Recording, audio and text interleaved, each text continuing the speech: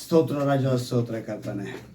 ವಾಕ್ಯವಾಗಿರುವ ಯೇಸಯ್ಯ, ಈ ವರ್ಷದ ಕೊನೆಯ ಆರಾಧನೆಯಲ್ಲಿ ನಮ್ಮನ್ನು ವಾಕ್ಯದಿಂದ ಬಲಪಡಿಸಬೇಕೆಂದು ನಮ್ಮನ್ನು ಒಪ್ಪಿಸಿಕೊಡುತ್ತಿದ್ದೇವೆ. ನಿನ್ನ ದಾಸನನ್ನು ಮರೆಸಿ ನಮ್ಮೊಂದಿಗೆ ಮಾತನಾಡಬೇಕೆಂದು, ವಾಕ್ಯದಿಂದ ಬಲಪಡಿಸಬೇಕೆಂದು ಯೇಸುವಿನ ನಾಮದಲ್ಲಿ ಪ್ರಾರ್ಥಿಸ್ತೇನೆ. Amen. Hallelujah, hallelujah, hallelujah, hallelujah. ದೇವರ ಮಾತು, ವಾಗ್ದಾನ ಈ ತಿಂಗಳು ಬಹಳವಾಗಿ ನಮ್ಮನ್ನು ನಡೆಸ್ಕೊಂಡು ಬಂದಿದೆ. ಒಂದೊಂದು ವಾರನೂ ಆ ಮಲಾಕಿನ ಗ್ರಂಥ ಎಷ್ಟು ಪ್ರಾಮುಖ್ಯತೆ ಎಂಬುದನ್ನು ನಮಗೆ ತೋರಿಸ್ಕೊಳ್ಳಲ್ಪಟ್ಟಿದೆ. ಯಾಕಂತ ಹೇಳಿದ್ರೆ, ಕತ್ತಲೆಯ ಯುಗಕ್ಕೆ ಹೋಗುವಂಥ ಜನರಿಗೆ ದೇವರು ಎಚ್ಚರಿಕೆಯನ್ನು ನೀಡಿದಂಥ ಕೊನೆಯ ಒಂದು ಪ್ರವಾದಿಯ ಒಂದು ಗ್ರಂಥವಾಗಿ ಕಾಣಲ್ಪಡುತ್ತೆ. ಜೋಡಣೆಯಲ್ಲಿ ಏನನ್ನು ಕಾಣಲ್ಪಡ್ತಾ ಇದೆ? ಇದು ಈ ಮಲಾಕಿನ ಗ್ರಂಥಕ್ಕೂ ಹೊಸ ಒಡಂಬಡಿಕೆ ಕಾಲಕ್ಕೂ ಇರುವಂಥ ಅಂತ್ಯವನ್ನು ಹೇಳಿ ಜನರಿಗೆ ಎಚ್ಚರಿಕೆ ಪಡಿಸುವಂಥ ಒಂದು ಪವಿತ್ರಾತ್ಮನ ಪ್ರೇರಿತವಾದ ಒಂದು ದೊಡ್ಡ ವಿಷಯವನ್ನು ತಿಳಿಸುವಂಥ ಈ ಒಂದು ಪ್ರವಾದಿಯ ಗ್ರಂಥ. ಅದರಲ್ಲಿ ಆರಂಭದಲ್ಲೇ ಒಂದು ಪದ ಬರೆಯಲ್ಪಟ್ಟಿದೆ, ಸೇನಾಧೀಶ್ವರ ಯೆಹೋವನು ಇಂತೆನ್ನುತ್ತಾನೆ. ಏನಂತ ಹೇಳಲ್ಪಟ್ಟಿದೆ? ಸೇನಾಧೀಶ್ವರ ಯೆಹೋವನು ಇಂತೆನ್ನುತ್ತಾನೆ, ಕಾರ್ಯ ಸಾಧಿಸುವ ದಿನದಲ್ಲಿ ಅವರು ನನಗೆ ಸ್ವಕೀಯ ಜನರಾಗಿರುವರು. ಒಬ್ಬನು ತನ್ನನ್ನು ಸೇವಿಸುವ ಸ್ವಂತ ಮಗನನ್ನು ಕರುಣಿಸುವಂತೆ ನಾನು ಅವರನ್ನು ಕರುಣಿಸುವನು. ಒಂದೊಂದು ಪದನ ಇಟ್ಟು ದೇವರು ನಡೆಸ್ಕೊಂಡು ಬಂದು, ಈ ಪದನ ಇಟ್ಸ್ಕೊಂಡು ನಮಗೆ ಇವತ್ತು ಆ ಜೋಡಣೆ ಪ್ರಕಾರ ದೇವರು ನಡೆಸ್ಕೊಂಡು ಬಂದು, ಇವತ್ತು ಆರಂಭದಲ್ಲಿ ಒಂದು ಪದ ಇದೆಯಲ್ಲ, ಇಂತೆನ್ನುತ್ತಾನೆ. ಏನಂತ ಹೇಳ್ತಿದೆ? ಇಂತೆನ್ನುತ್ತಾನೆ. ಇಂತೆನ್ನುತ್ತಾನೆ ಅಂತ ಪದಕ್ಕೆ ನಿಮಗೆ ಹೇಳಬೇಕು ಅಂದ್ರೆ ಅವರು ಒಂದು ಹೇಳುವಂತ ಮಾತು ಅಂತ ಹೇಳಬೇಕು. ಏನಂತ ಇದೆ? ಇಂತೆನ್ನುತ್ತಾನೆ ಅಂದ್ರೆ ನಿಮಗೊಂದು ಹೇಳ್ತಾ ಇದ್ದಾರೆ. ಅವ್ರು ಹೇಳೋದಕ್ಕೆ ಮುಂಚೆ ಒಂದನ್ನ ಕೇಳಿಸ್ಕೊಂಡ್ರು. ಹಲ್ಲೆಲೂಯಾ. ದೇವರು ನಿಮ್ಮ ಹತ್ರ ಹೇಳೋದಕ್ಕೆ ಮುಂಚೆ ಅವರು ಒಂದನ್ನ ಕೇಳಿಸ್ಕೊಂಡ್ರಂತೆ. ಮೇಲ್ಗಡೆ ವಾಕ್ಯವನ್ನ ನೀವು ಗಮನಿಸುವಾಗ ಆ ಪದನ ನಾವು ನೋಡಕ್ ಸಾಧ್ಯ. ಏನಂತ ಬರೆಯಲ್ಪಟ್ಟಿದೆ ನೋಡಿ, 16ನೇ ವಾಕ್ಯದಲ್ಲಿ, ಇಂಥ ಮಾತುಗಳನ್ನ ಕೇಳಿ ಯೆಹೋವನ ಭಕ್ತರು ಒಬ್ಬರಿಗೊಬ್ಬರು ಮಾತಾಡಿಕೊಳ್ಳಲು, ಇಲ್ಲಿ ನೀವು ಗಮನಿಸಬೇಕು, ಯೆಹೋವನು ಕಿವಿಗೊಟ್ಟು ಆಲಿಸಿ. ಯಾರು ಕಿವಿಗೊಟ್ಟು ಆಲಿಸಿದ್ರಂತೆ? ಯೆಹೋವನು ಕಿವಿಗೊಟ್ಟು ಆಲಿಸಿ ಭಯಭಕ್ತಿಯಿಂದ ತನ್ನ ನಾಮಸ್ಮರಣೆ ಮಾಡುವವರ ಹೆಸರುಗಳನ್ನು ತನ್ನ ಮುಂದೆ ಜ್ಞಾಪಕದ ಪುಸ್ತಕದಲ್ಲಿ ಬರೆಯಿಸಿದನು. ಆತನ ಮುಂದೆ ಒಂದು ಪುಸ್ತಕ ಇದೆ, ಅದು ಜ್ಞಾಪಕ ಪುಸ್ತಕ. ಏನಕ್ಕೆ ಜ್ಞಾಪಕ ಪುಸ್ತಕ? ಅದಕ್ಕೆ ಇನ್ನೊಂದು ಪದ ಇದೆ, ಜೀವಬಾಧ್ಯರ ಪಟ್ಟಿ. ಮೋಶೆ ಒಂದು ಸಮಯದಲ್ಲಿ ಹೇಳ್ತಾರೆ, ಇಸ್ರಾಯೇಲರು ಪಾಪ ತಪ್ಪು ಮಾಡಿ ಮಾಡಿ ಮಾಡಿ ಬರ್ತಾನೆ ಇರ್ತಾರೆ. ದೇವರಿಗೆ ಕೋಪ ಬಂದು, ತಂದೆಯಾದ ದೇವರಿಗೆ ಇವ್ ಜನನ ಅಳಿಸಿಬಿಡ್ತೀನಿ ಅಂತ ಹೇಳ್ತಾರೆ. ಆಗ ಹೋಗಿ ಅಡ್ಡ ನಿಂತ್ಕೊಂಡ್ಬಿಡ್ತಾರೆ. ಮೋಶೆ ನಿಂತ್ಕೊಂಡು ಹೇಳ್ತಾರೆ, ಬೇಡ ತಂದೆಯೇ, ನೀನು ಇಷ್ಟು ದೂರ ಇಷ್ಟು ಅದ್ಭುತ ಮಾಡಿ ಕರ್ಕೊಂಡ್ಬಂದಿದ್ನ ಈ ಸ್ಥಳದಲ್ಲಿ ಬಂದು ನೀನು ಏನಾರು ನಾಶ ಮಾಡಿಬಿಟ್ರೆ ಆ ಯೆಹೋವನಿಗೆ ಇವನ್ನ ನಡೆಸ್ಕೊಂಡು ಹೋಗುವಂತ ಯೋಗ್ಯತೆ ಇರಲಿಲ್ಲ, ಅದಕ್ಕೆ ಮಧ್ಯದಲ್ಲೇ ಮುಗಿಸ್ಬಿಟ್ಟ ಅಂತ ಈ ಜನ ಆಡ್ಕೊಂಡ್ಬಿಡ್ತಾರಪ್ಪ. ಅಂತ ಕೆಲಸ ಎಲ್ಲ ಮಾಡಬೇಡ. ನೀನು ಏನು ಮಾಡೋ, ಒಂದು ವೇಳೆ ನೀನು ಹಂಗೆ ಮಾಡಂಗಿದ್ರೆ ನನ್ನ ಹೆಸರನ್ನು ಮೊದಲನೇದಾಗಿ ಆ ಜೀವಬಾಧ್ಯರ ಜೀವ ಪುಸ್ತಕದಲ್ಲಿ, ಜ್ಞಾಪಕ ಪುಸ್ತಕದಲ್ಲಿ ನನ್ನ ಹೆಸರನ್ನು ತೆಗೆದುಬಿಡು ಅಂತಾನೆ. ಮೋಶೆಗೆ ಅಷ್ಟೊಂದು ಕ್ಲೋಸ್ ದೇವರು, ಅಷ್ಟೊಂದು ಲವ್ ಮೋಶೆ ಮೇಲೆ. ಅದಕ್ಕೆ ದೇವ್ರು ಏನ್ ಮಾಡಿದ್ರು, ಸರಿ ನಿನಗೋಸ್ಕರ ಬಿಟ್ಬಿಡ್ತೀನಿ. ಏನಂತ ಹೇಳಿದ್ರು ಅವರು? ನಿನಗೋಸ್ಕರ ಬಿಟ್ಟುಕೊಡ್ತೀನಿ. ಅಂದ್ರೆ ಅಂತ ಒಂದು ಪುಸ್ತಕ, ಜೀವಬಾಧ್ಯರ ಪಟ್ಟಿ ಅಂದ್ರೆ ಜ್ಞಾಪಕ ಪುಸ್ತಕ. ಈಗ ಆ ಜ್ಞಾಪಕ ಪುಸ್ತಕದಲ್ಲಿ ದೇವರು ಬರೆಸಿದ್ರಂತೆ. ಎಷ್ಟು ಕಾಲಗಳು ಬಂದಿದೆ ಇದು ನಡೆದದ್ದು ಮೋಶೆ ಕಾಲದಲ್ಲಿ ನಡೆದಂಥ ವಿಷಯಗಳಿಂದ ಹಿಡಿದು ಮಲಾಕಿನ ಕಾಲಕ್ಕೆ ನಾವು ಬಂದಿದ್ದೀವಿ. 2000 ವರ್ಷಗಳ ಕಾಲ ಲೆಕ್ಕ ಅದು. ಅರ್ಥ ಆಯ್ತಾ? ಯಾಕಂತ ಹೇಳಿದ್ರೆ ನೋಹನ ಕಾಲದಿಂದ ಯೇಸು ಹುಟ್ಟೋವರೆಗೆ ಎಷ್ಟು ವರ್ಷ? 2000 ವರ್ಷ. ನೋಹನಿಂದ ಆದಾಮನಿವರೆಗೆ ಎಷ್ಟು ವರ್ಷ? 2000 ವರ್ಷ. ಈಗ ಯೇಸು ಹುಟ್ಟಿ ಇವಾಗ ಎಷ್ಟು ವರ್ಷ? 2000 ವರ್ಷ. ಅಲ್ಲಿಗೆ 6025 ವರ್ಷಗಳಲ್ಲಿ ನಾವು ಹೋಗ್ತಾ ಇದ್ದೀವಿ. ನಾನು ಇದೆಲ್ಲ ಒಂದು ದಿವಸ ಒಳ್ಳೆ ಮೆಸೇಜ್ ಕೊಟ್ಟಿದ್ದೀನಿ, ಲೆಕ್ಕಾಚಾರದ ಬಗ್ಗೆ ನಿಮ್ಗೆ ಕೊಟ್ಟಿದ್ದೀನಿ. ಬೇಕೆ ಇನ್ನೊಂದ್ಸಲ ಯೂಟ್ಯೂಬ್ನಲ್ಲಿ ಹೋಗಿ ಮತ್ತೆ ಜ್ಞಾನ ಮಾಡಿ, ವಾಕ್ಯಗಳನ್ನ ಅವಾಗ ಕೇಳಿ, ವಾಕ್ಯದಿಂದ ಬಲಪಡಿಸ್ಕೊಳ್ಳಿ. ಯಾಕಂದರೆ ಈ ಲೆಕ್ಕಾಚಾರ ಏನಕ್ಕೆ ಬಂತು? ಅವ್ರಿಗೆ ಇವಾಗ 6 ದಿವಸ ಲೆಕ್ಕ. ಹಲ್ಲೆಲೂಯಾ. ದೇವರಿಗೆ ಎಷ್ಟು ಇದು? ಅಷ್ಟೇ. 1000 ದಿನವೂ ಅವ್ರಿಗೆ ಒಂದೇ ದಿನ. ಅರ್ಥ ಆಯ್ತಾ? 1000 ವರ್ಷ, 1000 ದಿನ ಅಲ್ಲ, 1000 ವರ್ಷಗಳು ಒಂದೇ ದಿನ. ಅಲ್ಲಿಗೆ 6000 ವರ್ಷ ಅಂದರೆ 6 ದಿನ ಆಯ್ತು ಲೆಕ್ಕ ಅವ್ರಿಗೆ. 6 ದಿನ 1 ಅವರ್ ಏನೋ ಆಗಿರಬೇಕು. 25 ಬಂದಿದ್ದೀವಲ್ಲ, ಇದೇನಾಗಿರುತ್ತೆ ಅವರಿಗೆ 1 ಅವರ್ ಆಗಿದ್ದಂಗೆ ಆಗಿರುತ್ತೆ. ಸೊ ಅಷ್ಟೊಂದು ಸತ್ಯಗಳು ದೇವರ ವಾಕ್ಯದಲ್ಲಿ. ಇಲ್ಲಿ ಜ್ಞಾಪಕ ಪುಸ್ತಕದಲ್ಲಿ ಬರೆಯಿಸಿದ್ರಂತೆ. ಅಂದರೆ ಯೆಹೋವನು ಮೊದಲನೇದಾಗಿ ಕಿವಿಗೊಟ್ಟು ಆಲಿಸಿ, ಇಂತೆನ್ನುತ್ತಾನೆ ಅಂತ ಹೇಳೋದಕ್ಕೆ ಮುಂಚೆ, ಅವ್ರು ಹೇಳೋದಕ್ಕೆ ಮುಂಚೆ ಮೊದಲು ಕೇಳಿಸ್ಕೊಂಡ್ರು. ನಿಮಗೂ ಅದನ್ನು ಹೇಳೋದು ದೇವರು. ದೇವರ ಹತ್ರ ಏನಾರು ನೀವು ಹೇಳೋದಕ್ಕೆ ಮುಂಚೆ ಅವ್ರ ಮಾತು ನೀವು ಕೇಳಬೇಕು. ಅಲ್ಲೆಲ್ಲೂಯ್ಯ. ನೀವು ಅವ್ರ ಮಾತನ್ನ ಕೇಳೋದಕ್ಕೆ ಮುಂಚೆನೆ ನಿಮಗೆ ಬೇಕಾಗಿರೋ ಇದನ್ನ ರೇಷನ್ ಅಂಗಡಿಯಲ್ಲಿ ಹೋಗಿ ಪಟ್ಟಿ ಒಂದು ಲಿಸ್ಟ್ ಮಾಡಿಬಿಟ್ಟು ಬೇಳೆ, ಸಕ್ಕರೆ, ಎಣ್ಣೆ, ಅದು ಇದು ಅಂತ ನಾವು ಲಿಸ್ಟ್ ಕೊಡ್ತೀವಿ ನೋಡು, ಆ ಥರ ಬಂದು ನಿಂತ್ಕೊಳ್ತೀವಿ ದೇವ್ರ ಹತ್ರ. ಇವತ್ತಿನ ದಿವಸದಲ್ಲಿ ಸ್ವಾರ್ಥಿಗಳಾಗಿರುವಂಥ ಬೋಧನೆಗಳು ಹೆಚ್ಚಾಗಿ ದೇವರ ಹತ್ರ ಬಂದ ಮೇಲೆ, ದೀಕ್ಷಾಸ್ತ್ರನ ತೆಗೆದುಕೊಂಡು ದೇವರ ಮಗಳಾಗಿ ದೇವರ ಮಗನಾಗಿ ಬಂದ ಮೇಲೆ ಇನ್ನೂ ಅದೇ ರೀತಿಯಾಗಿ ಬದುಕ್ತಾ ಇದ್ದಾರೆ. ನೀನು ಕೊಟ್ಟರೆ ನಾ ಬರ್ತೀನಿ, ಕೊಟ್ಟರೆ ಮಾಡ್ತೀನಿ ಅನ್ನೋ ಆ ರೀತಿಯಲ್ಲ. ಇಲ್ಲಿ ಕಿವಿಗೊಟ್ಟು ಆಲಿಸಿ ದೇವರು ಅವ್ರು ಏನಂತ ಹೇಳ್ತಿದ್ದಾರೆ, ಅಷ್ಟು ಸಣ್ಣ ಒಳ್ಳೆ ಮಾತು ನೋಡಿ, ತನ್ನ ನಾಮಸ್ಮರಣೆ ಮಾಡುವವರ. ಅಲ್ಲಿಗೆ ಅವ್ರು ಕೇಳಿಸ್ಕೊಂಡಿದ್ದು ಯಾವುದು? ಅವ್ರು ಕಿವಿಗೊಟ್ಟು ಕೇಳಿಸ್ಕೊಂಡ್ರಲ್ಲ, ಅವ್ರು ಕಿವಿಗೊಟ್ಟು ಕೇಳಿಸ್ಕೊಂಡಿದ್ದು ಯಾವುದು ಅಂತ ತಿಳ್ಕೋಬೇಕು. ಆ ಕಿವಿಗೊಟ್ಟು ಕೇಳಿಸ್ಕೊಂಡಿದ್ದು ಅಲ್ಲದೆ ಅಲ್ಲಿ ಒಂದು ಭಾಗ ಕಟ್ಟಾಯಿತು, ಅಲ್ಲಿಗೆ ಮುಗೀತು ಒಂದು ಭಾಗ. ಈಗ ಇನ್ನೊಂದು ಭಾಗನ ಹೇಳ್ತಿದ್ದಾರೆ, ತನ್ನ ನಾಮಸ್ಮರಣೆ.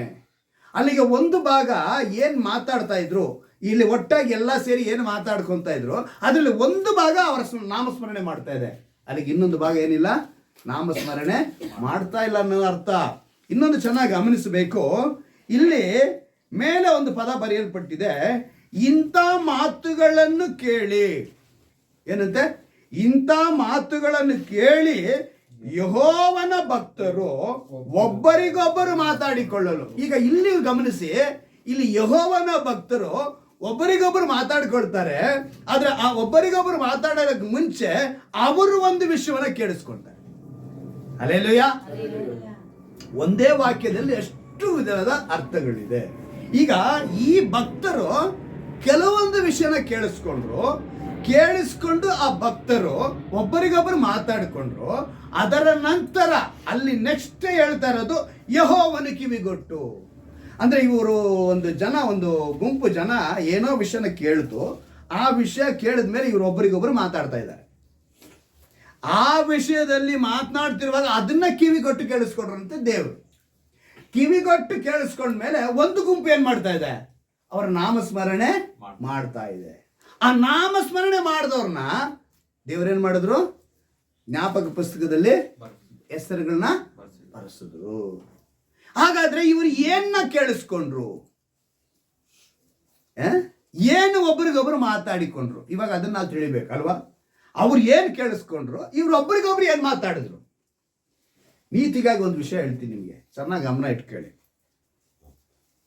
ಗಂಡ ಹೆಂಡತಿ, ಇಬ್ಬರು ಮಕ್ಕಳು, ಆ ವ್ಯಕ್ತಿಯ ತಾಯಿ, ಇಷ್ಟು ಜನ ಒಂದು ಮನೇಲಿ ವಾಸ ಮಾಡ್ತಾ ಇದ್ದಾರೆ.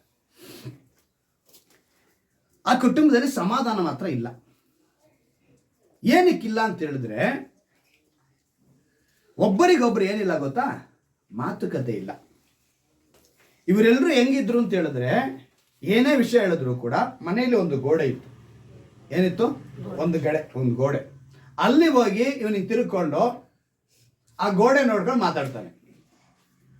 ಯಾವ ವಿಷಯ ಯಾರಿಗೆ ಮಾತಾಡ್ತಿದ್ದಾರೆ ಅಂತ ಬೇರೆಯವರು ಅವ್ರವ್ರ ಪಾರ್ಟಿಗೆ ಅವ್ರವ್ರು ತಿಳ್ಕೊಬೇಕು. ಹೆಂಡತಿಗೆ ಹೇಳ್ತಿರೋದು ಹೆಂಡತಿ ತಿಳ್ಕೋಬೇಕು, ಅಮ್ಮನಿಗೆ ಹೇಳೋದು ಅಮ್ಮ ತಿಳ್ಕೋಬೇಕು, ಮಗಳಿಗೆ ಹೇಳಿದ್ದು ಮಗಳು ತಿಳ್ಕೊಬೇಕು, ಮಗನಿಗೆ ಹೇಳಿದ್ದು ಮಗನ, ಹಿಂಗೆ ಗೋಡೆ ಕಡೆ ತಿಳ್ಕೊಂಡು ನೀನು ಮಾತಾಡೋದು ವಿಷಯನ.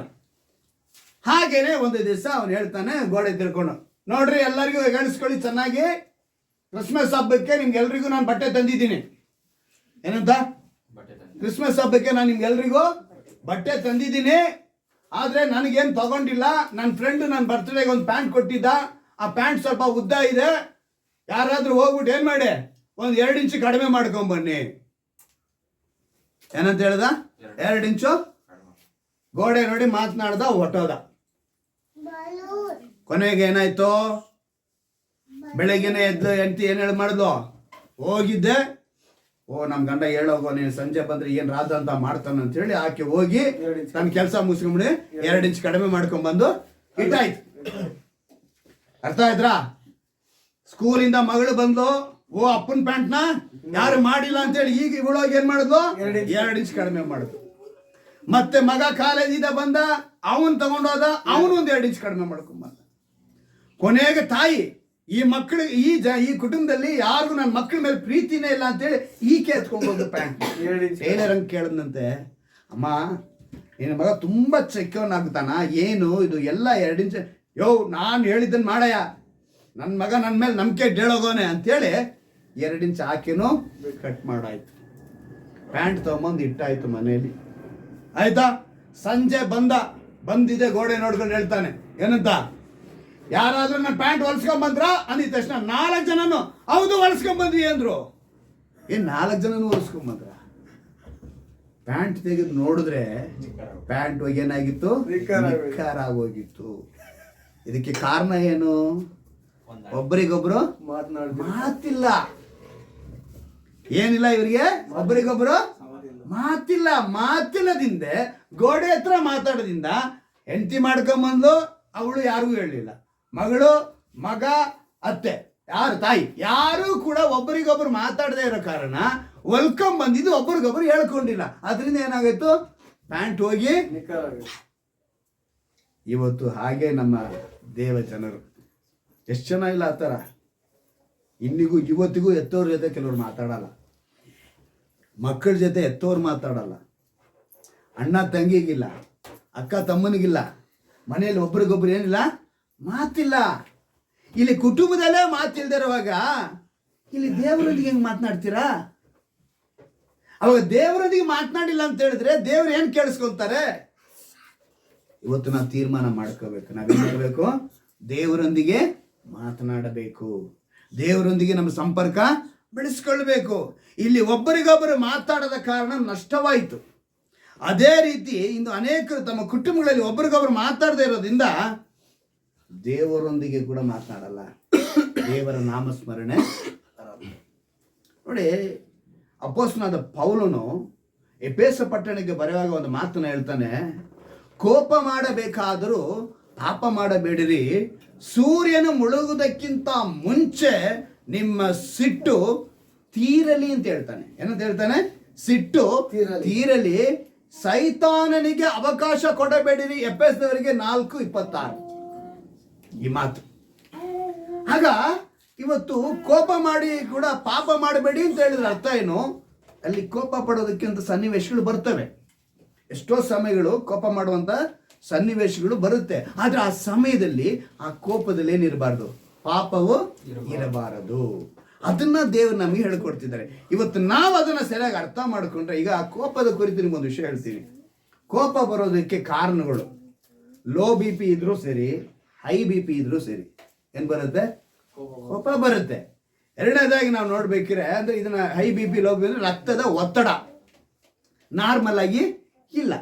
ಇನ್ನೊಂಥರ ಕೋಪ ಬರುತ್ತೆ, ತಮ್ಮ ತಪ್ಪನ್ನ ಮುಚ್ಚಾಕೋದಕ್ಕೆ, ಸಮರ್ಥಿಸಿಕೊಳ್ಳೋದಕ್ಕೆ ಕೋಪ ಮಾಡ್ತಾರೆ. ಹೇಗಿರ್ತಾರೆ ಅವರು? ತಮ್ಮ ತಪ್ಪನ್ನ, ಅಪರಾಧವನ್ನ ಮುಚ್ಚಿಕೊಳ್ಳೋದಕ್ಕೂ ಕೋಪ ಮಾಡ್ಕೊಳ್ತಾರೆ, ಸಮರ್ಥಿಸಿಕೊಳ್ಳೋದಕ್ಕೂ ಕೂಡ ಏನ್ ಮಾಡ್ತಾರೆ? ಕೋಪ ಮಾಡ್ತಾರೆ. ಆದ್ರೆ ಯೇಸುವಿನ ರಕ್ತ ನಿನ್ನ ಒಳಗೆ ಬಂದ್ರೆ, ಯಾವುದು? ಯೇಸುವಿನ ರಕ್ತ ನಿನ್ನ ಒಳಗೆ ಬಂದ್ರೆ ಯಾವಾಗ್ಲೂ ನಾರ್ಮಲ್ ಆಗಿರ್ತೀಯ. ಹಲ್ಲೆಲೂಯಾ ಹೇಳ್ಬೇಕು, ಹಲ್ಲೆಲೂಯಾ ಅಂತ ಹೇಳಿ. ಯೇಸುವಿನ ರಕ್ತ ನೀನು ಒಳಗೆ ಬರಬೇಕು ಅಂತ ಹೇಳಿದ್ರೆ ನೀನು ಮೊದಲನೇದಾಗಿ ಅವ್ರನ್ನ ಸ್ವೀಕರಿಸಬೇಕು. ಎರಡನೇದಾಗಿ ಅವ್ರನ್ನ ಹತ್ರ ನೀನು ಒಪ್ಪಿಸಿಕೊಡ್ಬೇಕು. ಮೂರನೇದಾಗಿ ಮಾನಸಾಂತರ ಹೊಂದಬೇಕು. ನಾಲ್ಕನೇದಾಗಿ ನಿನ್ಗೇನ್ ಮಾಡ್ತಾರೆ? ಅವಾಗ ರಕ್ಷಣೆನ ಕೊಡ್ತಾರೆ. ಆ ರಕ್ಷಣೆಗೆ ಗುರುತಾಗಿ ನಾವು ದೀಕ್ಷಾಸ್ನಾನ ಪಡೆದುಕೊಳ್ಳೋದು. ರಕ್ಷಣೆ ಗುರುತು ಯಾವುದು? ದೀಕ್ಷಾಸ್ನಾನ. ದೀಕ್ಷಾಸ್ನಾನ ಹೊಂದಿದ ಮೇಲೆ ಸಭೆಗಳಲ್ಲಿ ನಮಗೇನು ಮಾಡ್ತಾರೆ?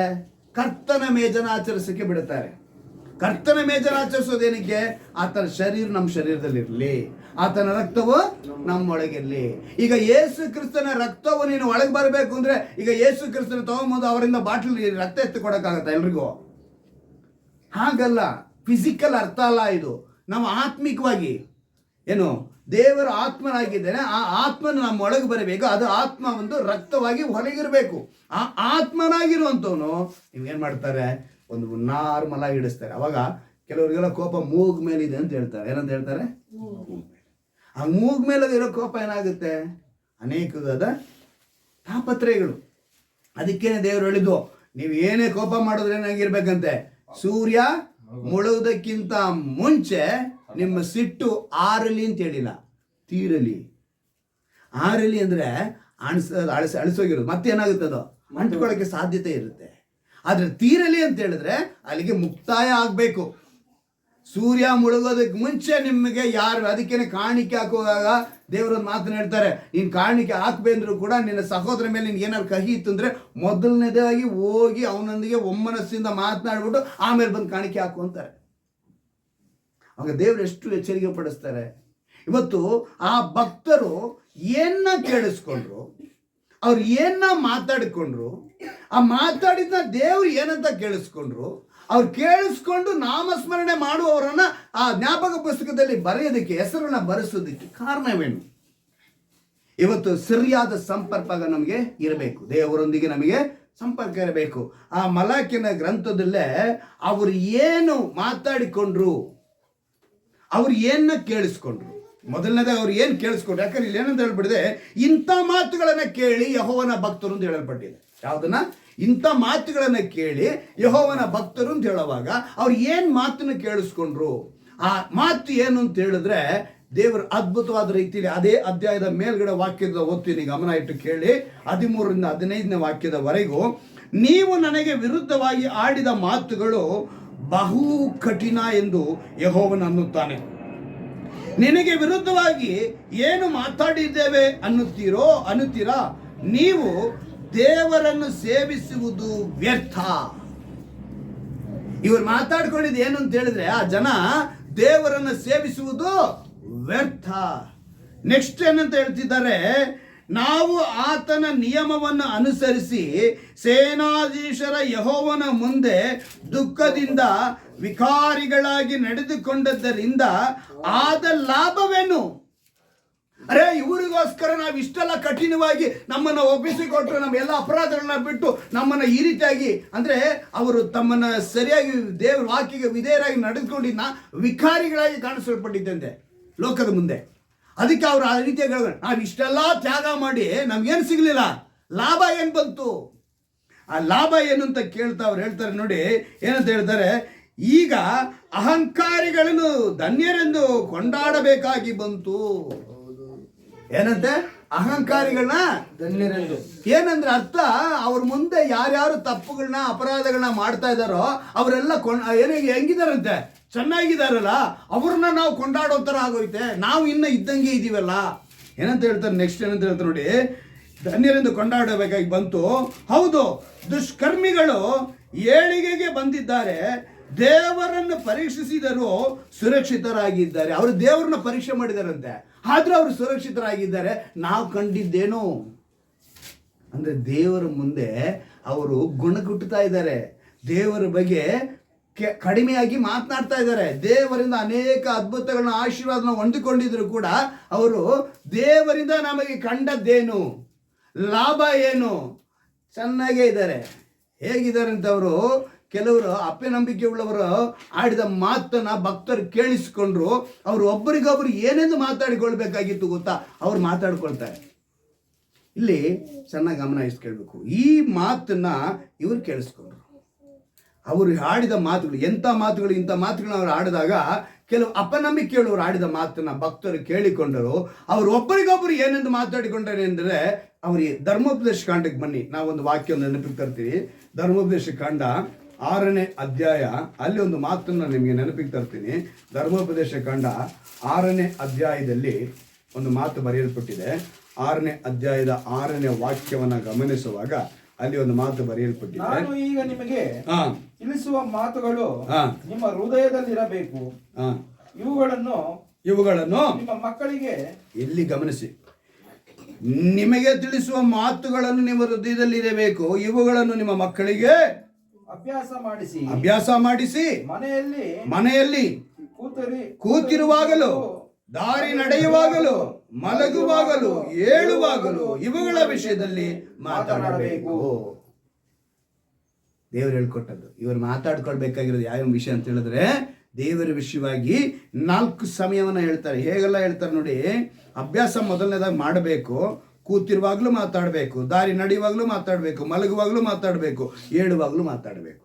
ದೇವರು ಮಾಡಿದಂಥ ಅದ್ಭುತಗಳನ್ನು ದೇವರ ಕುರಿತು ನಾವು ಮಾತನಾಡೋದು. ಅದಕ್ಕೆ ಹೇಳಿದ್ದು ಇವತ್ತು ಮನುಷ್ಯ ಯಾವುದರ ಜೊತೆ ಹೆಚ್ಚಾಗಿ ಸಮಯ ಕಳೀತಾನೆ. ಕೆಲವರೆಲ್ಲ ಪ್ರಶ್ನೆ ಇವತ್ತು ಸಿನಿಮಾ ನೋಡೋದಾಗಿರ್ಬೋದು, ಬೇರೆ ಒಂದು ವಿಷಯಗಳಾಗಿರ್ಬೋದು, ನಾವು ಅಲ್ಲಿಗೆ ಹೋಗೋದಾಗಿರ್ಬೋದು, ಇಲ್ಲಿಗೆ ಹೋಗೋರು ಇದೇನು ತಪ್ಪ ಪಾಪ ನಾನು ಕೇಳ್ತಾರೆ. ನಾನು ಕೇಳೋದೇನು ಅಂತ ಹೇಳಿದ್ರೆ, ನೀನು ಅವುಗಳಿಗೆಲ್ಲ ಎಷ್ಟು ಸಮಯ ಕೊಡ್ತೀಯೋ ಅದಕ್ಕಿಂತ ಹೆಚ್ಚಾಗಿ ದೇವರಿಗೆ ಸಮಯ ಕೊಡ್ತೀಯ, ಅದನ್ನು ನಾನು ಕೇಳ್ತೀನಿ. 3.5 ಗಂಟೆ ಕಾಲ ಒಂದು ಸಿನಿಮಾ ನೋಡೋಕ್ಕೆ ನೀನು ಸಮಯ ಕೊಡುವುದಾಗಿದ್ರೆ ದೇವರಿಗೆ ನೀನು ಎಷ್ಟು ಸಮಯ ಕೊಡ್ತೀಯ ಅಂತ ನಾನು ಕೇಳ್ತೀನಿ. ಒಂದು ಆಟ ಆಡೋದಕ್ಕೆ 5 ಗಂಟೆಗಳ ಕಾಲ ನೀನು ಸಮಯ ಕೊಡೋಂಗಿದ್ರೆ ನೀನು ದೇವರಿಗೆ ಎಷ್ಟು ಸಮಯ ಕೊಡ್ತೀನಿ ಅಂತ ನಾನು ಕೇಳ್ತೀನಿ. ಲೋಕದ ಸಂಭ್ರಮಕ್ಕೋಸ್ಕರ, ಲೋಕದ ಒಂದು ಖುಷಿಗೋಸ್ಕರ, ಲೋಕದಲ್ಲಿ ಸಿಗುವಂತ ನೀನು ಆ ಒಂದು ಸಂತೋಷಕ್ಕೋಸ್ಕರ ನೀನು ಎಷ್ಟು ಸಮಯ ಕಳಿತೀಯೋ ದೇವರಿಗೆ ಎಷ್ಟು ಸಮಯ ಕೊಡ್ತೀಯ. ನೀನು ದೇವರಿಗೆ ಸಮಯ ಕೊಟ್ರೆ ಲೋಕದ ಸಂತೋಷ ನಿನಗೆ ಶೂನ್ಯವಾಗಿ ಕಾಣಿಸುತ್ತೆ. ಹಲ್ಲೆಲೂಯಾ. ಆದ್ರೆ ನೀನು ದೇವರಿಗೆ ಸಮಯ ಕೊಡದ ಕಾರಣ ಲೋಕದಲ್ಲಿರುವಂತ ಎಲ್ಲಾ ವಿಷಯಗಳು ನಿನಗೆ ಅದ್ಭುತವಾಗಿ ಕಾಣಿಸುತ್ತೆ, ಆಶೀರ್ವಾದವಾಗಿ ಕಾಣಿಸುತ್ತೆ, ಆನಂದವಾಗಿ ಕಾಣಿಸುತ್ತೆ, ಮಜವಾಗಿ ಕಾಣಿಸುತ್ತೆ. ಮಸ್ತ್ ಮಜಾ ಅಂತ ಹೇಳ್ತೀವಿ, ಖುಷಿಯಾಗಿದೆ ಅಂತ ಹೇಳ್ತೀವಿ. ಏನ್ರಿ ಬದುಕಿನಲ್ಲಿದೆ ರೀ, ಚೆನ್ನಾಗಿ ತಿನ್ಬೇಕು, ಚೆನ್ನಾಗಿ ಕುಡಿಬೇಕು, ಚೆನ್ನಾಗಿರ್ಬೇಕು, ಚೆನ್ನಾಗಿ ಮಸ್ತ್ ಮಜಾ ಮಾಡಬೇಕು, ಈ ಒಂದು ಮಾತುಗಳು ನಿನ್ನ ಕಿವಿಗೆ ಬೀಳ್ತಾ ಇದೆ. ಅದರಿಂದ ನೀನೇನಾಗ್ತಿದ್ಯಾ, ದೇವರಿಂದ ದೂರ ಆಗ್ತಿದ್ಯಾ. ದೇವರು ಇವತ್ತು ಹೇಳ್ಕೊಡ್ತಿದ್ದಾರೆ, ನೀನು ಎಲ್ಲ ಸಮಯದಲ್ಲಿ ಮಾಡಬೇಕು. ಇನ್ನೊಂದು ಹೇಳ್ತಾರೆ ನೋಡಿ, ಆ ಮಾತನ್ನು ಸರಿಯಾಗಿ ನಾವು ಅರ್ಥ ಮಾಡಿಕೊಂಡ್ರೆ ಕೆಳಗಡೆ ಅನೇಕ ವಿಷಯಗಳಿದೆ. ಅದನ್ನು ಜ್ಞಾಪಕಾರ್ಥವಾಗಿ ನಾವು ಕೈಗೆ ಕಟ್ಟಿಕೊಳ್ಳಬೇಕು. ಜ್ಞಾಪಕದ ಪಟ್ಟಿಯಂತೆ ನಮಗೆ ಇರಬೇಕು. ನಿಮ್ಮ ಮನೆ ಬಾಗಿಲಿನ ನಿಲುವು ಪಟ್ಟಿಗಳಲ್ಲಿ ತಲೆ ಬಾಗಿಲ ಮಲೆಯು ಇವುಗಳನ್ನು ಬರೆಯಬೇಕು. ಇವೆಲ್ಲ ಇವತ್ತು ಅನ್ಯರ ಸಂಪ್ರದಾಯಗಳಾಗಿ ಹೋಯಿತು. ಒಂದೊಂದು ಹಬ್ಬಕ್ಕೂ ಏನ್ ಮಾಡ್ತಾರೆ, ದಾರಗಳು ಕಟ್ಕೊತಾರೆ ಕೈಗಳಲ್ಲಿ. ಕರೆಕ್ಟಾ? ಹೌದು. ಪ್ರತಿಯೊಂದು ಹಬ್ಬಕ್ಕೂ ಒಂದೊಂದು ಥರ ದಾರ ಕಟ್ತಾರೆ ಅಲ್ವಾ? ಈ ಸಂಪ್ರದಾಯ ಎಲ್ಲಿಂದ ಬಂತು? ಯೆಹೋವ ದೇವರು ಹೇಳ್ಕೊಟ್ಟಿದ್ದು. ಇದು ಜ್ಞಾಪಕಾರ್ಥವಾಗಿ ನೀವೇನ್ ಮಾಡ್ಬೇಕಂತ ಹೇಳಿರ್ತಾರೆ ಅವರು. ಇವುಗಳನ್ನು ಜ್ಞಾಪಕಾರ್ಥವಾಗಿ ಕೈಗೆ ಕಟ್ಟಿಕೊಳ್ಳಬೇಕು. ಯಾರನ್ನ ಹೇಳ್ತಾರೆ ಅವರು. ನೀವು ಹಣೆ ಕಟ್ಕೊಳ್ಳೋದು, ಇಲ್ಲಿ ಕಟ್ಕೊಳ್ಳೋದು ಯಾವುದೇ ಆಗಿರಲಿ, ಎಲ್ಲವೂ ಕೂಡ ಹಳ ಒಡಂಬಡಿಕೆ, ಆಚಾರ ಪದ್ಧತಿ. ಆದ್ರೆ ಹೊಸ ಒಡಂಬಡಿಕೆ ಬಂದಾಗ ದೇವರು ಹೇಳ್ಕೊಡ್ತಾರೆ, ನನ್ನ ವಾಕ್ಯವು ನಿಮ್ಮ ಹೃದಯದಲ್ಲಿರಲಿ ಅಂತ ಹೇಳ್ತಾರೆ. ಹಲ್ಲೆಲೂಯಾ. ಅವು ಇದ್ರೆ ಸಾಕು. ನನ್ನ ವಾಕ್ಯವನ್ನು ನಿಮ್ಮ ಹೃದಯದಲ್ಲಿ ಇಟ್ಕೊಳ್ಳಿ, ನಾನು ನಿನ್ನಲ್ಲಿಯೂ ನೀನು ನನ್ನಲ್ಲಿ ನೆಲೆಗೊಳ್ಳಬೇಕು. ಇದನ್ನ ಹೇಳ್ತಾರೆ. ನಾನೇ ದ್ರಾಕ್ಷೆ, ನೀವೆಲ್ಲ ಕೊಂಬೆಗಳು. ಅದು ಒಂದು ಸರಿ ಇಲ್ಲ ಅಂದ್ರೆ ಆ ಕೊಂಬೆನ ಕಡಿದು ಬಿಸಾಕಿ ಬೆಂಕಿಗೆ ಹಾಕಿ ಅಂತ ಹೇಳ್ತಾರೆ. ಆಗ ನೀನು ಎಲ್ಲಿರಬೇಕು, ದೇವರೊಂದಿಗೆ ವಾಸ ಮಾಡುವನಾಗಿರ್ಬೇಕು. ಅದಕ್ಕೇನೆ ದೇವರು ಆ ಜನಗಳು ಮಾತಾಡಿಕೊಂಡಿದ್ದು, ಒಬ್ಬರಿಗೊಬ್ಬರು ಮಾತಾಡಿಕೊಳ್ಬೇಕಾಗಿರೋದು ಇದು, ಆದ್ರೆ ಅವ್ರು ಮಾತಾಡಿಕೊಂಡಿದ್ದು ಬೇರೆ. ಯಾರು ಇದನ್ನ ಫಾಲೋ ಮಾಡಿದ್ರೋ ಅವರನ್ನ ಜ್ಞಾಪಕ ಪುಸ್ತಕದಲ್ಲಿ ಹೆಸರನ್ನ ಅಂದ್ರೆ ಐಗುಪ್ತದಿಂದ ಬಿಡಿಸ್ಕೊಂಡು ಬಂದ್ರು ದೇವರು. ಗುಲಾಮತನದಿಂದ ಬಿಡಿಸ್ಕೊಂಡು ಬಂದ್ರು, ಕಾನಾನಿಗೆ ತಂದ್ರು. ಎಲ್ಲಿಗೆ ತಂದ್ರು ಅವರು? ಕಾನಾನಿಗೆ ತಂದ್ರು. ತಂದೆ ದೇವರು ಆ ಕೆಲಸ ಮಾಡಿದ್ರು. ಇವತ್ತು ಅದೇ ರೀತಿಯಾಗಿ ಅನೇಕ ಜನ ಗುಣ ಕೊಡ್ತಾ ಇದ್ದಾರೆ ಇಸ್ರಾಯೇಲರಂತೆ. ಇದು ಪಾಪದಿಂದ ಬಿಡಿಸಿ ನಿತ್ಯ ಜೀವದ ಕಡೆಗೇನೆ ಕೊಂಡೊಯ್ಯುವ ಯೇಸು ಕ್ರಿಸ್ತನನ್ನು ಕೂಡ ಇವತ್ತು ಗುಣಗೊಟ್ಟುವ ಜನರು ಇದ್ದಾರೆ. ಅವತ್ತು ತಂದೆಯಾದ ದೇವರು ಐಗುಪ್ತದಿಂದ ಗುಲಾಮತನದಿಂದ ಬಿಡಿಸಿ ಕಾನಾನಿಗೆ ತಂದ್ರು. ಆದ್ರೆ ಇಸ್ರಾಯೇಲ್ ಏನ್ ಮಾಡಿದ್ರು? ಅವ್ರನ್ನ ಗುಣಗೊಟ್ಟಿದರು. ನಾವ್ ಏನ್ ಕಂಡಿವಿ, ಏನ್ ಲಾಭ ಬಂತು, ನಮ್ಗೆ ಏನ್ ಪ್ರಯೋಜನ ಆಯ್ತು ಅಂತೇಳಿ ಗುಣಗೊಟ್ಟಿದ್ರು. ಇಂಥ ಮಾತುಗಳಲ್ಲಿ ಈ ಭಕ್ತರು ಕೆಲವರು ಕೇಳಿ, ಆದ್ರೆ ಆ ಗುಂಪಿಗೆ ಸೇರದೆ ಕೆಲವರು ನಾಮಸ್ಮರಣೆ ಮಾಡಿದ್ರು. ಆ ನಾಮಸ್ಮರಣೆ ಮಾಡಿದವರು ಎಲ್ಲಿಗೆ ಬಂದ್ರು? ಜೀವಬಾಧ್ಯರ ಪಟ್ಟಿಗೆ ಬಂದ್ರು. ಇವತ್ತು ನೀನು ನಾನು ಆ ಜೀವಬಾಧ್ಯರ ಪಟ್ಟಿಯಲ್ಲಿ ಇದ್ದೀವಾ? ಅವರೆಲ್ಲ ಸುಖವಾಗಿಯೇ ಇದ್ದಾರಲ್ಲ. ಯೇಸುವನ್ನು ಸ್ವೀಕರಿಸಿ 10 ವರ್ಷ ಆಯ್ತು, 15 ವರ್ಷ ಆಯ್ತು, ನನಗೆ ಇದೇ ಸಾಲ, ಇದೇ ರೋಗ, ಇದೇ ಬಾಧೆ, ಇದೇ ಸಮಸ್ಯೆ ಅಂತ ಗುಣಗುಡ್ತಾ ಇದ್ದೀವಿ. ಆ ರೀತಿ ಯೋಚನೆ ಮಾಡಿದ್ರೆ ಬರೀ ಪೌಲನ ಕುರಿತು ನಾನು ಹೇಳ್ತೀನಿ. ಅಪೊಸ್ತಲನ ಪೌಲನು, ಮತ್ತಾಯ, ಆಮೇಲೆ ಮೊದಲನೇದಾಗಿ ರಕ್ತಸಾಕ್ಷಿಯಾಗಿ ಮರಣ ಹೊಂದಿದ್ದು ಸ್ಟೆಫನನು, ಎಲ್ಲರೂ ಹತಸಾಕ್ಷಿನೇ, ರಕ್ತಸಾಕ್ಷಿಯಾಗಿ ಮರಣ ಹೊಂದರು. ಅವರೆಲ್ಲ ಉತ್ತಮ ಸೇವೆ ಮಾಡಿದ್ರು. ಹಾಗಂತ ನಿಮ್ಮನ್ನು ಪ್ರಾಣ ಕೊಡಿ ಅಂತ ನಾನು ಹೇಳಕ್ಕೆ ಬರ್ತಾ ಇಲ್ಲ. ನಾನು ಹೇಳ್ತಾ ಇರೋದು ಅಂತ ಹೇಳಿದ್ರೆ, ಶಿಷ್ಯರೆಲ್ಲ ಆ ರೀತಿ ದೇವರಿಗಾಗಿ ತಮ್ಮ ಪ್ರಾಣನೇ ಮುಡುಪಾಗಿ ಇಟ್ಟರು. ಅನೇಕ ಭಕ್ತರುಗಳು ಏನು ಯೋಹಾನನ್ನು ತೆಗೆದುಕೊಳ್ಳಿ, ಯೋಹಾನನ್ನು ತಗೊಂಡೋಗಿ ಕುದಿಯ ಎಣ್ಣೆನಲ್ಲಿ ಹಾಕ್ಬಿಟ್ರು. ಎಲ್ಲ ಹಾಕಿದ್ರು? ಕುದಿಯ ಎಣ್ಣೆನಲ್ಲಿ. ಅವ್ನು ಸಾಯಲೇ ಇಲ್ಲ. ಇವ್ನು ಹಿಂಗಿದ್ರೆ ಆಗಲ್ಲ, ಪದ್ಮತೀರ್ಸಕ್ಕೆ ಹಾಕ್ಬಿಟ್ರು. ಅಲ್ಲಿ ಕೂಡ ಅವ್ನು ಸಾಯಿಲ್ಲ. ಕೊನೆಗೆ ತೊಗೊಂಬಂದ್ಬಿಟ್ಬಿಟ್ರು, ಬಾಬೆಲ್ಗೆ ತೊಗೊಂಬಂದ್ಬಿಟ್ರು ಇದಕ್ಕೆ. ಅಲ್ಲಿ ಬಂದು 100 ವರ್ಷ ಬದುಕ್ಬಿಟ್ಟ. ಅವನ ಸಾವು ಕೊನೆಯಲ್ಲಿ 100 ವರ್ಷ ಆಗಿ ಮುದುಕನಾಗಿ ಸತ್ತ ಅಂತಾನೆ ಬರೆಯಲ್ಪಟ್ಟಿದೆ ಚರಿತ್ರೆ ಯೋಹಾನನು. ಆಶ್ಚರ್ಯಪಟ್ಟ ಸಾವುಗಳು ಬಂತು ಕೆಲವರಿಗೆ. ಕೆಲವರು ದೇವರಿಗೆ ರಕ್ತಸಾಕ್ಷಿಯಾಗಿ ಹತಸಾಕ್ಷಿಯಾಗಿ ಮರಣ ಹೊಂದಿದ್ರು. ಈ ರೀತಿಯಾದ ಈ ದೇವರಿಗೋಸ್ಕರ ಅವರೆಲ್ಲ ಬದುಕಿದ್ರು. ಕಾರ್ಯ ಸಾಧಿಸುವ ದಿನ ಅಂತ ಹೇಳ್ತೀನಲ್ಲ, ಮಲಾಕಿನ ಗ್ರಂಥದಲ್ಲಿ ಹೇಳಲ್ಪಟ್ಟಿದೆ ನೋಡಿ. ಯಾವಾಗ ನಾವು ಗುಣಗುಟ್ಟದೆ ಒಂದು ದೇವರಿಗಾಗಿ, ಅಂದರೆ ಶಿಷ್ಯರಾಗ್ಬೋದು, ಸೇವಕರಾಗ್ಬೋದು, ಭಕ್ತರಾಗ್ಬೋದು, ಅವರೆಲ್ಲ ಪ್ರಾಣ ಕೊಟ್ಟರು. ಇಂದು ಗುಣಗುಟ್ಟದೆ ದೇವರಿಗೆ ನಾವು ಹತ್ತಿರವಾಗಬೇಕು. ಆದರೆ ಗುಣಗುಟ್ಟಿ ದೇವರಿಗೆ ದೂರ ಆಗಬಾರ್ದು. ಏನಕ್ಕೆ ಹೇಳ್ತಾರೆ ನೋಡಿ, ಆ ಕಾರ್ಯ ಸಾಧಿಸುವ ದಿನ ಅಂತ ದೇವರು ಹೇಳೋದಕ್ಕೆ ಕಾರಣ ಏನು ಅಂತ ಹೇಳಿ ನೆಕ್ಸ್ಟ್ ವಾಕ್ಯದಲ್ಲಿ 18ನೇ ವಾಕ್ಯದಲ್ಲಿ ಮಲಾಕಿಯನ ಪ್ರವಾದಿಯ ಗ್ರಂಥ 3ನೇ ಅಧ್ಯಾಯದ 18ನೇ ವಾಕ್ಯದಲ್ಲಿ ಹೇಳ್ತಾರೆ, ಆಗ ಶಿಷ್ಟರಿಗೂ ದುಷ್ಟರಿಗೂ ದೇವರನ್ನು ಸೇವಿಸುವವರಿಗೂ ಸೇವಿಸದವರಿಗೂ ಇರುವ ವ್ಯತ್ಯಾಸ ತಾರತಮ್ಯವನ್ನ ಮತ್ತೆ ಕಾಣುವಿರಿ. ಅಲ್ಲೊಂದು ಮಾತು ಹೇಳ್ತಾರೆ ನೋಡಿ, ಅಲ್ಲಿ ಒಂದು ತಾರತಮ್ಯ ಅಂದ್ರೆ ವ್ಯತ್ಯಾಸವನ್ನ ಕಾಣ್ತೀರಿ. ಯಾವಾಗ? ಯಾರು ದುಷ್ಟ, ಯಾರು ಶಿಷ್ಟ, ಯಾರು ದೇವರನ್ನ ಸೇವಿಸ್ತಾ ಇದ್ದಾನೆ, ಯಾರು ದೇವರನ್ನ ಸೇವಿಸಲಿಲ್ಲ, ಎರಡು ವ್ಯತ್ಯಾಸ ನಮಗೆ ಗೊತ್ತಾಗುತ್ತೆ. ಯಾವಾಗ ಅಂತ ಹೇಳಿದ್ರೆ ಕಾರ್ಯ ಸಾಧಿಸುವ ದಿನದಲ್ಲಿ. ಅವಾಗ ಕಾರ್ಯ ಸಾಧಿಸುವ ದಿನಕ್ಕೆ ನಾವೇನಾಗಬೇಕು? ಸಿದ್ಧರಾಗಬೇಕು. ದೇವರು ನಮ್ಮನ್ನ 4ನೇ ಅಧ್ಯಾಯದ 1ನೇ ವಾಕ್ಯವನ್ನು ಓದ್ತೀನಿ ಕೇಳಿ. ಈಗೋ ಆ ದಿನವು ಬರುತ್ತಿದೆ, ಒಲೆಯಂತೆ ಉರಿಯುತ್ತಿದೆ, ಸಕಲ ಅಹಂಕಾರಿಗಳು ದುಷ್ಕರ್ಮಿಗಳು ಹೊಟ್ಟಿನಂತಿರುವುದು. ಬರುತ್ತಿರುವ ಆ ದಿನವು ಅವರಿಗೆ ಅಗ್ನಿ ಪ್ರಳಯವಾಗುವುದು, ಬುಡ ರಂಬೆಗಳನ್ನು ಉಳಿಸದು. ನನ್ನ ನಾಮದಲ್ಲಿ ಭಯಭಕ್ತಿ ಇಟ್ಟಿರುವ ನಿಮಗೋ ದೇವರ ಧರ್ಮವೆಂಬ ಸೂರ್ಯನು ಸ್ವಸ್ಥತೆಯನ್ನು ಉಂಟು ಮಾಡುವ ಕಿರಣಗಳುಳ್ಳವನಾಗಿ ಮೂಡುವನು. ಹೇಗಿರುತ್ತೆ ನೋಡಿದ್ರ? ಅವ್ರನ್ನ ಸೇವಿಸುವವರಿಗೆ ಹೆಂಗಿರುತ್ತಾರೆ ಅಂತ ಹೇಳಿ ನೋಡುವಾಗ, ಸ್ವಸ್ಥತೆಯನ್ನು ಉಂಟು ಮಾಡುವ ಕಿರಣಗಳಾಗಿ ಮೂಡುವನು. ಕೊಟ್ಟಿಗೆಯಿಂದ ಬಿಟ್ಟ ಕರುಗಳಂತೆ ನೀವು ಹೊರಟು ಬಂದು ಕುಣಿದಾಡುವಿರಿ, ದುಷ್ಟರನ್ನು ತುಳಿದು ಬಿಡುವಿರಿ. ನಾನು ಕಾರ್ಯ ಸಾಧಿಸುವ ದಿನದಲ್ಲಿ ಅವರು ನಿಮ್ಮ ಅಂಗಾಲುಗಳ ಕೆಳಗೆ ಬೂದಿಯಾಗಿ ಬಿದ್ದಿರುವರು. ಇದು ಸೇನಾಧೀಶ್ವರನ ಯೆಹೋವನ ನುಡಿ. ಕಾರ್ಯ ಸಾಧಿಸುವ ದಿನಕ್ಕೆ ನಾವು ಸಿದ್ಧರಾಗಬೇಕು. ಅವರೆಲ್ಲ ನಮ್ಮ ಕಾಲು ಕೆಳಗಿರ್ತಾರೆ. ಇವಾಗ ಇವರು ಗುಣ ಕೊಟ್ಟಿದ್ರಲ್ಲ, ಅದರಲ್ಲಿ ಕೆಲವರು ಏನು ಮಾಡಿದ್ರು? ನಾಮಸ್ಮರಣೆ ಮಾಡಿದ್ರು. ಆದರೆ ಒಂದು ಗುಂಪು ಏನು ಮಾಡ್ತಾರೆ? ನಾವು ಕಂಡಿದ್ದು ಏನು ಲಾಭ ಅಂತೇಳಿ ಈ ನಾಮಸ್ಮರಣೆ ಮಾಡಿದ ಲಾಭ ಯಾವಾಗ ಕಾಣ್ತಾರೆ ಅಂದರೆ ಕಾರ್ಯ ಸಾಧಿಸುವ ದಿನದಲ್ಲಿ. ಜೀವಬಾಧ್ಯರ ಪುಸ್ತಕದಲ್ಲಿ, ಜ್ಞಾಪಕರ ಪುಸ್ತಕದಲ್ಲಿ ಇವರ ಹೆಸರು ಬರೆಯಲ್ಪಟ್ಟಿದ್ದಾಗ ಆ ದಿವಸದಲ್ಲಿ ಈ ದುಷ್ಕರ್ಮಿಗಳಲ್ಲಿ ಎಲ್ಲಿರ್ತಾರೆ? ಅಂಗಾಲುಗಳ ಕೆಳಗಿರ್ತಾರೆ. ಇವತ್ತು ನೀನು ನಾನು ಆ ಪಟ್ಟಿಯ ಹೆಸರಲ್ಲಿ ಇದ್ದೀವ, ಆ ಜ್ಞಾಪಕ ಪುಸ್ತಕದಲ್ಲಿ ಇದ್ದೀವ. ಕಾರ್ಯ ಸಾಧಿಸುವ ದಿನ ಬಂದಾಗ ನಾವು ಅದಕ್ಕೆ ಸಿದ್ಧರಾಗಿದ್ದೀವ. ನಮ್ಮ ಹೆಸರುಗಳು ಅದರಲ್ಲಿ ಸೇರಿಸಲ್ಪಡುತ್ತಾ ನಾವಿವತ್ತು ತೆಗೆದುಕೊಂಡ್ರೆ. ಯಾಕಂದ್ರೆ ಸಾರ್ದಿಸ್ ಸಭೆಗೆ ಬರೆಯುವಾಗ ದೇವರೊಂದು ಮಾತನ್ನು ಹೇಳ್ತಾರೆ, ಶುಭ ವಸ್ತ್ರ ಅಂತ ಹೇಳ್ತಾರೆ. ಏನಂತ ಹೇಳ್ತಾರೆ? ಶುಭ ವಸ್ತ್ರ. ಪ್ರವಾದಿ ಯೆಶಾಯ ಹೇಳ್ತಾನೆ ರಕ್ಷಣೆಯ ವಸ್ತ್ರ ಅಂತ ಹೇಳ್ತಾನೆ. ಆ ಶುಭ ವಸ್ತ್ರನ ಏನಂತ ಹೇಳ್ತಾನೆ? ರಕ್ಷಣೆಯ ವಸ್ತ್ರ ಅಂತ ಹೇಳ್ತಾನೆ. 61 ವಾಕ್ಯವನ್ನು ಗಮನಿಸಬಹುದು, ಹಾಗೂ 61:10 ಈ ವಾಕ್ಯಗಳನ್ನು ನೀವು ಗಮನಿಸಬಹುದು. 61 ಮೊದಲನೇ ವಾಕ್ಯ ಯೇಸು ಜನನವನ್ನು ತಿಳಿಸುತ್ತೆ. 61:10 ರಕ್ಷಣೆಯ ವಸ್ತ್ರವನ್ನು ಕೊಟ್ಟಿದ್ದಾರೆ ದೇವರು. ಆ ರಕ್ಷಣೆಯ ವಸ್ತ್ರನೇ ಶುಭ ವಸ್ತ್ರ.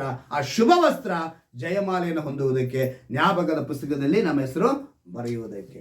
ಅದಕ್ಕೆ ಹೇಳಿದರು, ಕಳೆದ ವಾರದಲ್ಲಿ ಹೇಳಿದ್ರ, ಕಷ್ಟವನ್ನು ಜಯಿಸಿಕೊಳ್ಳುವನು ಜೀವ ಜಯಮಾಲೆಯನ್ನ ಹೊಂದಿಕೊಳ್ಳುವನು ಅಂತ ಹೇಳಲ್ಪಟ್ಟಿದೆ. ಅದು ಇವತ್ತು ನಾವೇನು ತಿಳ್ಕೊಳ್ಬೇಕು ಅಂದ್ರೆ, ಆ ನಾಮಸ್ಮರಣೆ ನಮ್ಮ ಹೆಸರು ಕೂಡ ದೇವರ ಜ್ಞಾಪಕ ಪುಸ್ತಕದಲ್ಲಿ ಬರೆಯುವಂತೆ ನಾವು ಸಿದ್ಧರಾಗಬೇಕು. ಈ ಅನುಭವ ಕೊಡಿ ಅಂತೇಳಿ ನಾವೆಲ್ಲ ಮೊಣಕಾಲು ಹಾಕಿ ಪ್ರಾರ್ಥನೆ ಮಾಡೋಣ. ದೇವರು ಅದ್ಭುತವಾಗಿ ಈ ಕೊನೆಯ ಆರಾಧನೆಗೆ ಬಂದಿರುವಂಥ ನಮಗೆಲ್ಲರಿಗೂ ಆ ಕಾರ್ಯ ಸಾಧಿಸುವುದನ್ನಕ್ಕೆ ನಾವು ಸಿದ್ಧರಾಗಬೇಕೆಂಬುದನ್ನು ತಿಳಿಯಪಡಿಸಿದ್ದಾರೆ. ಒಳ್ಳೆ ಮಾತುಗಳನ್ನು, ವಾಕ್ಯಗಳಿಂದ ನಮಗೆ ತಿಳಿಯಪಡಿಸಿದ್ದಾರೆ. ನಾವೆಷ್ಟು ಮಾತ್ರಕ್ಕೆ ಸಿದ್ಧರಾಗಬೇಕೆಂಬುದನ್ನು ತಿಳಿಯಪಡಿಸಿದ್ದಾರೆ. ಕಾರ್ಯ ಸಾಧಿಸುವ ದಿನದಲ್ಲಿ ನಾವೆಲ್ಲರೂ ಸಿದ್ಧರಾಗಬೇಕು. ಆ ಕಾರ್ಯಕ್ಕೆ ಬಂದಿರುವಂಥ ನಾವು ಈ ಒಂದು ಕೇಳಿದ ವಾಕ್ಯದ ಪ್ರಕಾರ, ಅಂದು ಇಸ್ರಾಯೇಲರು ತಂದೆಯಾದ ದೇವರಿಗೆ ವಿರೋಧವಾಗಿ ಗುಣಗುಟ್ಟಿದಂತೆ ಇವತ್ತು ಯೇಸು ಕ್ರಿಸ್ತನಿಗೆ ವಿರೋಧವಾಗಿ ಗುಣಗುಟ್ಟುವಂಥ ಅನೇಕರಿದ್ದಾರೆ. ನಾವು ನಾಮಸ್ಮರಣೆ ಮಾಡುವವರಾಗಿದ್ದರೆ ನಮ್ಮ ಹೆಸರು ಜ್ಞಾಪಕ ಪುಸ್ತಕದಲ್ಲಿ ಬರೆಯಲ್ಪಡುತ್ತದೆ. ಇವತ್ತು ನಾವು ಜ್ಞಾಪಕ ಪುಸ್ತಕದಲ್ಲಿ ಬರೆಯಲ್ಪಟ್ಟವರಾಗಿರಬೇಕು. ನಮ್ಮ ಹೆಸರುಗಳು ಬರೆಯಲ್ಪಟ್ಟದ್ದಾಗಿರಬೇಕು. ಇವತ್ತು ಅದನ್ನು ನಾವು ಅರಿತವರಾಗಿರಬೇಕು. ಅರಿತರೆ ಮಾತ್ರ ದೇವರೊಂದು ಅದ್ಭುತವನ್ನು ನಾವು ಕಾಣುವುದಕ್ಕೆ ಸಾಧ್ಯ. ಸ್ತೋತ್ರ ಕರ್ತನೇ, ಸ್ತೋತ್ರಪ್ಪ. ಈ ವಾಕ್ಯಗಳನ್ನು ಕೇಳಿ ಯಾರ್ಯಾರು ಒಪ್ಪಿಸಿಕೊಟ್ಟು ನನ್ನ ಹೆಸರು ಕೂಡ ಜೀವಬಾಧ್ಯರ ಪಟ್ಟಿಯಲ್ಲಿ ಜ್ಞಾಪಕ ಪುಸ್ತಕದಲ್ಲಿ ಬರೆಯಲ್ಪಡಬೇಕು, ನಾನು ನಿನ್ನ ನಾಮವನ್ನು ನಾಮಸ್ಮರಣೆ ಮಾಡುವನಾಗಿರಬೇಕು, ನಾನು ಭಕ್ತರಾಗಿರಬೇಕು ಅಂತೇಳಿ ಯಾರ್ಯಾರು ಒಪ್ಪಿಸಿಕೊಡುತ್ತಿದ್ದಾರೋ ಅವರೆಲ್ಲರನ್ನು ಕೂಡ ಈ ಸಮಯದಲ್ಲಿ ನಾನು ಕರೆದಲು ಒಪ್ಪಿಸಿಕೊಡುತ್ತೇನೆ. ನಜರೇತರ ಯೇಸು ಕ್ರಿಸ್ತನ ನಾಮದಲ್ಲಿ ಕರ್ತನೆ ಈ ವಾಕ್ಯದ ಆಶೀರ್ವಾದ ಇವರಿಗೆ ಉಂಟಾಗಲಿ ಅಂತ ಪ್ರಾರ್ಥಿಸ್ತೇನೆ ಅಪ್ಪ. ಯಾರ್ಯಾರು ಈ ವಾಕ್ಯಗಳನ್ನ ಕೇಳುವಂತ ಪ್ರತಿಯೊಂದು ಸಮಯಗಳಲ್ಲಿ ಕರ್ತನೆ ಮಾನಸಾಂತರ ಹೊಂದುವಂತೆ, ನಿನ್ನ ಕಡೆಗೆ ತಿರುಗುವಂತೆ, ನಿನಗೆ ವಿರೋಧವಾಗಿ ಗುಣಗುಟ್ಟದಂತೆ ಅಂದು ಮಲಾಕಿಯ ಗ್ರಂಥದಲ್ಲಿ ಬರೆದಿರುವ ವಾಕ್ಯದ ಪ್ರಕಾರ ಅಂದಿನ ಜನಗಳು ಯಾವ ರೀತಿಯಾಗಿ ನಮಗೆ ಕಂಡಿದ್ದು ಏನು, ನಮಗೆ ಲಾಭವೇನು ಎಂದು ಯಾರೂ ಗುಣಗುಟ್ಟದಂತೆ ದೇವರೇ ನಿನ್ನ ನಾಮಸ್ಮರಣೆ ಮಾಡುವ ಭಕ್ತರ ಹೆಸರನ್ನ ನೀನು ಯಾವ ರೀತಿಯಾಗಿ ಜ್ಞಾಪಕ ಪುಸ್ತಕದಲ್ಲಿ ಬರೆಸಿದ್ಯೋ ಆ ಪಟ್ಟಿಯಲ್ಲಿ ಆ ಒಂದು ಕರ್ತನೆ ಜ್ಞಾಪಕ ಪುಸ್ತಕದಲ್ಲಿ ನಮ್ಮ ಹೆಸರು ಬರೆಯುವಂತೆ ಕೃಪೆ ಮಾಡು. ಆ ರೀತಿ ಒಪ್ಪಿಸಿಕೊಡುವಂಥ ಪ್ರತಿಯೊಬ್ಬರನ್ನು ಆಶೀರ್ವಸನ್ನು ಪ್ರಾರ್ಥಿಸ್ತೇನೆ ರಾಜ. ಪ್ರತಿಯೊಬ್ಬರನ್ನು ಬಲಪಡಿಸು. ಈ ವಾಕ್ಯದಲ್ಲಿ ವಿಶೇಷವಾದ ಬಲವು, ಒಂದು ಬಿಡುಗಡೆಯು, ಒಂದು ಸ್ವಸ್ಥತೆ ಯೇಸುವಿನ ನಾಮದಲ್ಲಿ ಉಂಟಾಗಲಿದ್ರೆ ಪ್ರಾರ್ಥಿಸ್ತೇನೆ ಕರ್ತನೆ. ನೀನು ಆ ರೀತಿ ಮಾಡೋದಕ್ಕಾಗಿ ಸ್ತೋತ್ರ. ಬಿಡದ ಕೃಪೆಯಿಂದ ತುಂಬಿಸು. ಯೇಸುವಿನ ನಾಮದಲ್ಲಿ ಪ್ರಾರ್ಥಿಸ್ತೇನೆ. ಆಮೆನ್. ಅಲ್ಲೇಲೂಯಾ.